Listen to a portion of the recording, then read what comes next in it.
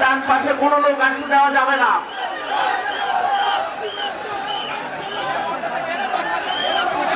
সম্মানিত সুধীমণ্ডলী, তৌহিদি জনতা, আপনাদেরকে বিনীতভাবে বলছি, আপনারা দয়া করে বসে পড়ুন। আপনারা দয়া করে বসে পড়ুন।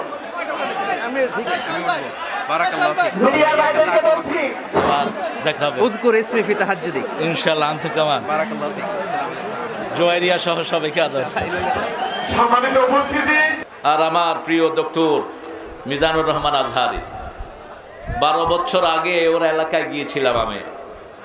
ও তখন কোরআন তেলাওয়াত করেছিল।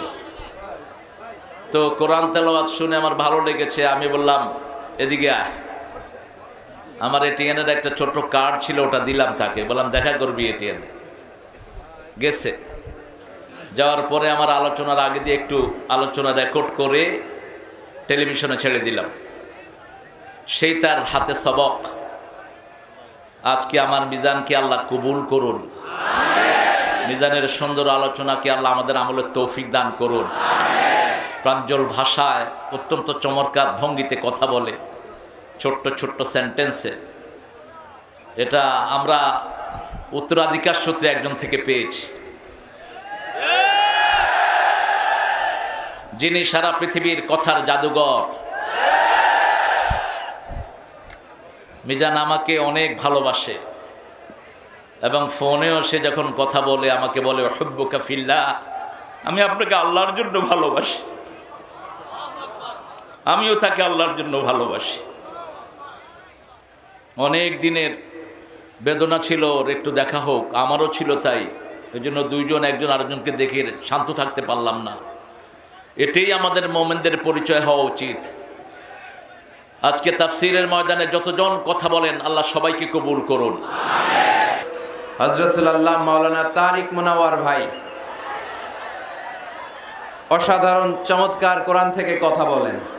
যাদেরকে দেখে দেখে আমরা কথা শিখেছি, যাদের অনুপ্রেরণায় এই কোরআনের ময়দানে আমরা এসেছি, তাদের মধ্য থেকে অন্যতম হচ্ছেন আমার শ্রদ্ধাভাজন বড় ভাই আল্লামা তারিক মুনাওয়ার ভাই। সে অনেক আগে ভাইয়ের সাথে দেখা, কত সালে, 2007-08 দিকে বোধহয়। তার মানে এক যুগেরও বেশি ভাইয়ের সাথে দেখা নাই। মাঝে মাঝে ফোন আলাপ হয়। আমেরিকায় যখন থাকতেন মাঝে মাঝে কথা হতো।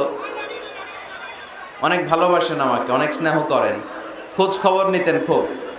বলতেন মিজান আমি নাই, তোমরা কথা বলতেছো, এত বেশি মাহফিল রেখো না যে স্বাস্থ্যের ক্ষতি হয়, প্রতিদিন গরম দুধ খাওয়া।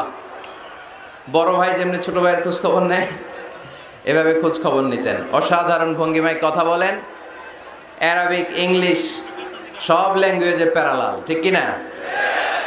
3টি বছর বাংলাদেশের তাওহীদি জনতা ওনার কোরআনের এই বাণী থেকে মাহরুম ছিল। আবারও আমাদের প্রিয় বক্তা আমাদের মাঝে ফিরে এসেছে, আমরা সবাই পড়ি আলহামদুলিল্লাহ।